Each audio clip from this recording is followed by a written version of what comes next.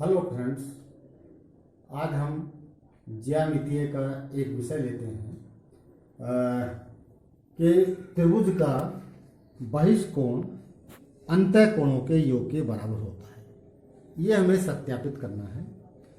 तो जैसे कि एक ये मैंने त्रिभुज बनाया है और इस त्रिभुज में किसी एक भुजा को आगे बढ़ा दिया, तो यहाँ पर एक ये कोण बनता है और इस कोण को बहिष्कोण कहते हैं और ये कोण इन दोनों अंतःकोणों के योग के बराबर होता है। ये कोण ऐसे ही मान लिया कोई और दूसरा त्रिभुज लिया मैंने ये, और इस त्रिभुज में इस भुजा को बढ़ा दें, जैसे इसमें इस भुजा को आगे बढ़ाया था, इसमें इस भुजा को आगे बढ़ा दें, तो यहाँ पर एक बहिष्कोण बनता है और ये बहिष्कोण इन दोनों अंतःकोणों के योग के बराबर होता है। इसके विपरीत में ये अंतःकोण है। ऐसे ही मान लिया कोई दूसरा तीसरा त्रिभुज लें, इसमें इस भुजा को आगे बढ़ा देते हैं तो ये बहिष्कोण बनता है और ये बहिष्कोण त्रिभुज के अंतःकोणों, इसके लिए अंतःकोण ये वाले होंगे, इन दोनों के योग के बराबर होता है।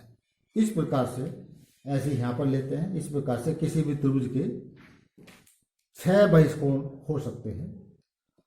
तो हमें ये बहिष्कोण इन दोनों कोणों के योग के बराबर होता है, इसे सिद्ध करने के लिए हम एक कार्डबोर्ड ले लेते हैं और कार्डबोर्ड में फिर एक ऐसे ही फिर से एक त्रिभुज बना लेते हैं ये, और इस त्रिभुज में एक साइड को आगे बढ़ा देते हैं जिससे कि यहाँ पर एक ये बहिष्कोण बन जाता है। अब इस त्रिभुज के ऊपर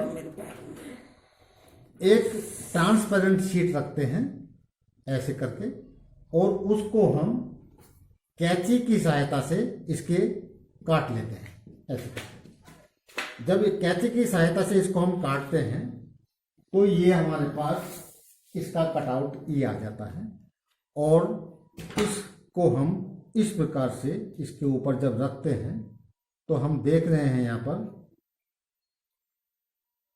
इसके ऊपर बिल्कुल ओवरलैप कर लेते हैं, इसके एकदम कोइंसाइड कर लेते हैं इसको। तो यहाँ पर ये बहिष्कोण इन दोनों कोणों के बराबर होता है, ये सिद्ध करना है।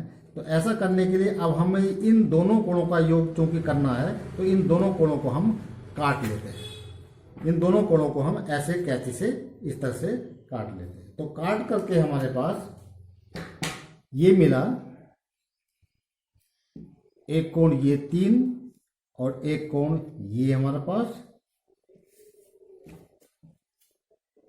1 और कोण नंबर 2 और कोण नंबर 3। तो इन दोनों कोणों का योग इस कोण के बराबर होता है। तो हम इन दोनों कोणों को यहां से हटा के इसके ऊपर ले आते हैं ऐसे। तो हम देख रहे हैं कि इन दोनों कोणों ने पूरा इस बहिष्कोण को ढक लिया। तो इससे ये सिद्ध हो जाता है कि इन दोनों कोणों का योग इस कोण के बराबर है, अर्थात इस बहिष्कोण का योग त्रिभुज के अंतःकोणों के योग के बराबर होता है।